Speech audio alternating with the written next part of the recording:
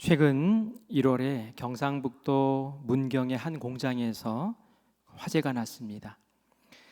소방대원들이 목숨을 잃는 사고가 있었는데요. 27살 또 35살의 젊은 소방관 두 분이 순직을 했습니다.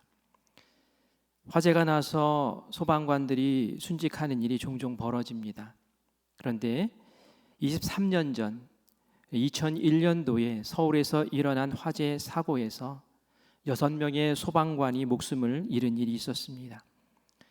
이때는 근무 환경이 굉장히 열악해서 불을 막을 때 입는 방화복을 필수 장비인데도 불구하고 한 벌 가격이 120만 원씩 되니 구입하지 못해서 7만 원짜리 방수복을 입고 화재 진압에 뛰어들어야 했습니다. 방수복을 입고 불 속에 뛰어들었어요. 이때 순직했던 소방관 김기석 씨가 후배들에게 보낸 이메일이 언론에 공개되어서 큰 울림이 있었습니다. 의사의 역할도 남의 목숨을 구하는 일임에 틀림없지만 자신을 내던지면서까지 구하지는 않지 않는가? 나는 남의 목숨을 구하기 위해 자신의 목숨을 던질 수 있는 이 직업에 만족하네. 사람의 목숨을 살리기 위해 내 한 목숨 선선하게 내던질 수 있다는 것, 나는 이것을 하나의 성직으로 여긴다네. 친구를 위해서, 가족을 위해서 목숨을 바치는 것은 결코 쉬운 일이 아닙니다.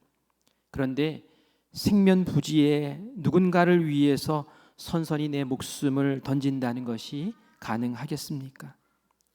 소방관이라고 어찌 불이 무섭지 않겠습니까?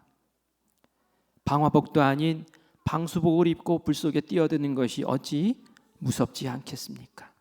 그런데 김기석 씨는 이에 대한 답을 우리에게 제시했어요. 내가 하는 일은 성직이다. 거룩하고 고결한 일이다. 그래서 생면부지의 그 사람을 구하기 위해 나는 이 몸으로도 불구덩이에 들어간다라는 것이었죠. 오늘 우리가 본문 말씀을 기록한 요한을 봅니다. 골고다 갈보리 예수님이 십자가에 달려 죽으신 그 언덕에 아낌없이 생명을 내어주시는 그 예수님을 목격한 유일한 제자가 바로 요한이었어요. 다른 제자들은 다 도망가고 십자가 형틀에 외로이 매달려 온 몸이 피범벅이 되고 가쁜 숨을 몰아쉬며 고통으로 움찔움찔 몸을 뒤척이는 예수님을 바라봅니다. 요한이 이 모습을 바라보며 왜 예수님이 이 참혹한 형틀에 달려 있으셔야 하나 수없이 자문합니다. 이때 예수님이 말씀하십니다. 내가 목마르다. 이 힘없는 외침에 요한의 가슴은 찢어질 것만 같았습니다. 이전에 예수님은 누군가의 갈증을, 그 고민을 해결해 주시는 분이었습니다. 언제나 생수를 공급해 주는 분이었습니다. 사마리아 수가성에 갔을 때에도 한 여인이 대낮에 물을 기르러 우물가에 나왔습니다. 이 여인은 마을 사람들에게 왕따당하는, 질타당하는 여인이었습니다. 여러분의 남편을 바꾸어가며 채울 수 없는 그 마음의 갈증, 그 삶의 갈증을 해결하려 했지만 도저히 해결할 수가 없었습니다. 그러나 예수님은 그 여인을 만나 아무도 해결할 수 없었던 그 문제, 그 갈증을, 그 목마름을 예수님이 해결해 주셨습니다.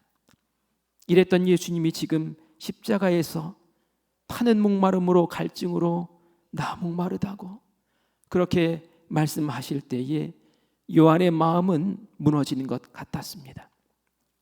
예수님, 주님은 우리를 위해 모든 것을 주셨는데 저는 지금 예수님을 위해 할 수 있는 일이 아무것도 없습니다. 이 요한의 목소리가 들리는 것만 같습니다. 사실 예수님의 목마름은 우리에게 영원히 솟아나는 생수를 주시려고 스스로 선택한 목마름이었습니다. 그런데도 우리는 여전히 예수님이 아닌 다른 곳에서 생수를 찾으려고 합니다. 예수님이 아닌 다른 곳으로는 우리의 내적인 갈등을 해결할 수 없는데 우리는 그렇게 하고 있습니다. 우리의 이런 모습을 예수님이 보신다면 예수님은 오늘도 여전히 내가 목마르다라고 말씀하실지 모릅니다. 예수님의 마음을 시원하게 해드리는 한 그릇의 냉수와 같은 사람, 그런 사람이, 그런 제자가 우리가 되기를 간절히 소망합니다.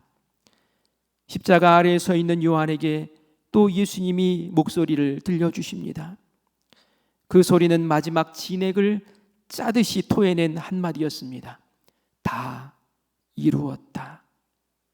그리고 예수님은 힘없이 머리를 떨구시며 숨을 거두셨습니다. 3년간 예수님과 동고동락한 요한의 심정이 어떠했을까요?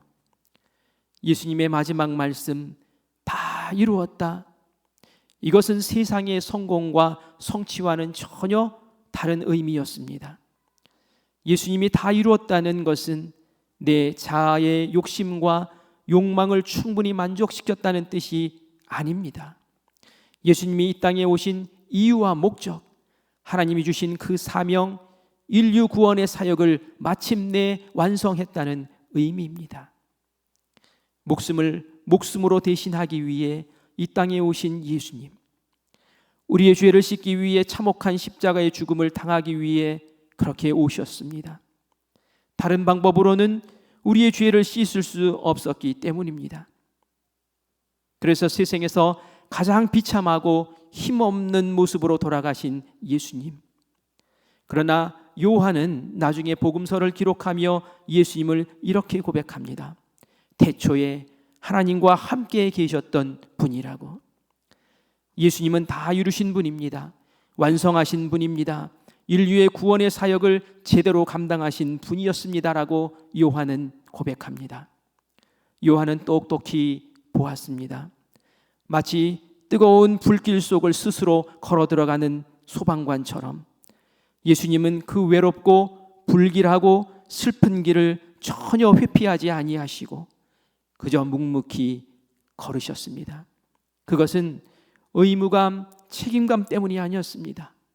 아무런 소망도 아무런 가망도 없는 우리, 그리고 나를 위해서 도저히 하나님의 사랑, 그 사랑 아니고는 우리를 죄에서 가릴 길이 없어서 예수님께서 친히 두 팔 벌려 십자가에서 우리를 품어 주셨습니다. 우리를 사랑하셨기 때문입니다. 주후 79년 여름에 아름다운 이탈리아 나폴리 항구 근처에 있는 폼페이에 있는 베수비오 화산이 폭발했습니다. 뜨거운 용암과 화산재가 도시를 뒤덮었습니다. 사람들은 피할 틈도 없이 거대한 용암에 휩쓸려 화석이 되어버렸습니다. 불과 18시간 만에 인구 2만 명이 살던 도시가 흔적 없이 사라져버렸습니다. 시간이 많이 흐른 후에 이탈리아 고고학자들이 폼페이의 잔해를 발굴하다가 당시 용암에 녹아버린 시민들의 흔적을 발견했습니다. 처음에는 화산재 안에 공간이 생긴 것이 무엇인지 알 수 없었습니다. 그런데 연구해 보니 그 공간은 화산이 그들을 덮을 때에, 용암이 그들을 덮을 때에 불에 타 사라져버린 그 사람들의 형상이었습니다. 그 빈 공간에 석고를 부어 넣었더니 그 당시 사람들의 모습이 재현됩니다. 공포와 고통에 쌓인 끔찍한 모습의 석고상들, 그런 모습들이 대부분이었습니다. 그런데 연구진의 눈에 쏙 들어왔던 한 복원물이 있었습니다. 그것은 한 어머니가 아기를 끌어안고 감싸 안고 있는 그런 모습이었습니다. 그 어머니는 비록 자신은 용암에 녹아 타버리고 사라질지라도 부디 이 아이만은 무사하기를 바랬던 그 엄마의 마음, 그 마음이 생생히 느껴지는 복원 형상이었습니다. 십자가에 달린 예수님의 모습이 바로 이 모습입니다. 예수님은 십자가 고통 속에서 우리를 꽉 끌어 안아주심으로 지옥으로 갈 영혼, 천국으로 갈 영혼으로 영원한 생명의 자리에 우리를 초대하시고 지켜내신 줄 믿습니다. 예수님의 생명 바쳐 우리의 생명을 지켜주신 것이 우리에게 얼마나 큰 은혜인지 우리가 다시 십자가 앞에서 예수님을 바라보며 고백하기를 원합니다. 이것이 우리를 향한 예수님의 완전한 사랑입니다. 그 사랑을 완성하셨기에 예수님은 다 이루셨다 선언하며 운명하셨습니다. 십자가는 잔인한 사형 도구입니다. 그러나 동시에 끔찍한 고문 도구이기도 합니다. 로마 제국에 항거하는 자들에게 끔찍한 죽음을 본보기 삼아 보여주므로 더 이상 저항하지 못하도록 최악의 고문 도구로 이 십자가를 개발한 것입니다. 이 십자가형은 빨리 죽는 것이 목적이 아닙니다. 이왕이면 천천히 고통스럽게 죽이는 것이 이 십자가의 목적입니다. 십자가에서 어떤 사람들은 비명을 지르며 사흘 넘게 버티기도 합니다.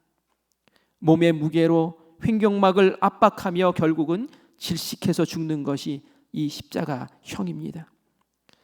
생각보다 너무 오래 버티는 사람은 그 다리뼈를 부러뜨려서 몸무게가 가슴에 몰리게 함으로 질식해 죽게 만드는 것이 이 십자가형입니다.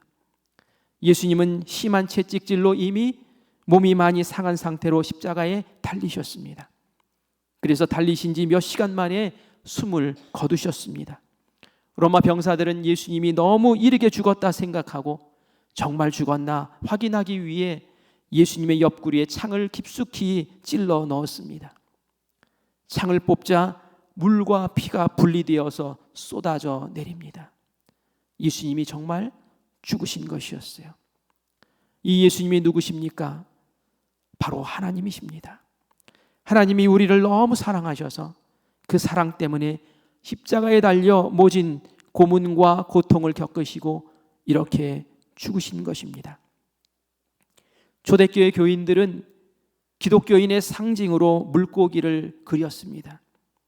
물고기를 헬라어로 익투스라고 하는데 예수 그리스도 하나님의 아들 구원자의 첫 자를 따서 만들면 물고기라는 단어가 만들어집니다. 그래서 그들은 은밀하게 자기가 그리스도임을 표현할 때에는 물고기를 그렸습니다. 그러나 200년이 지나지 않아서 잔인한 고문의 형틀인 이 십자가가 당시에 그리스도인을 상징하는 기독교의 상징물이 되었습니다. 그 이유는 무엇일까요? 예수님이 그 십자가 위에서 고통받으시고 우리를 위해 피 흘리시고 우리를 위해 그 생명을 내어 주었기 때문입니다. 우리의 믿음은 이 십자가 위에서 잉태되었습니다. 그런데 언제부턴가 이 십자가의 의미가 퇴색됩니다. 목걸이가 되고 귀걸이가 되고 행운의 부적이 되고 그렇게 십자가를 사용합니다. 십자가의 기쁨만, 십자가의 사랑만 생각했지 십자가의 고난과 십자가의 길은 거부합니다. 너무 쉽고 편하게 예수님을 믿으려고 합니다. 우리는 알아야 합니다. 예수님을 따른다는 것은 내가 십자가의 길 위에 기쁘게 서겠다는 의미입니다. 십자가의 길은 우리와 함께 예수님의 이름으로 치열하게 예수님의 그 길을 함께 걷자는 예수님의 초청입니다. 고난과 핍박이 있어도 사람들의 무시와 조롱이 있어도 예수님과 함께 그 고난의 길을 걷겠다는 단호한 의지와 결심을 바로 우리는 십자가 앞에서 해야 합니다. 예수님은 골고다에서 십자가를 지셨습니다. 그 십자가와 그 십자가의 길이 골고다에서 멈추어서는 안 됩니다. 십자가가 우리에게 액세서리 장식품이 되어서는 안 됩니다. 목숨을 목숨으로 내신 대신 주신 그 예수님의 사랑이 우리를 통해서 계속 흘러가야 될 줄 믿습니다. 우리가 예수님의 그 크신 사랑을 흘려보내는 십자가가 되기를 원합니다. 죽음으로 우리의 죽음을 대신하시고 생명으로 우리의 생명을 되찾으신 하나님의 사랑으로 그 예수님과 함께 십자가의 그 길을 걷겠다고 결단하는 거룩한 금요일 밤이 되시기를 간절히 바랍니다. 우리의 삶을 다시 십자가 위에 놓는 거룩한 결단이 저와 이 자리에 모인 모든 성도님들 가운데 함께 하시기를 간절히 소망합니다. 아멘.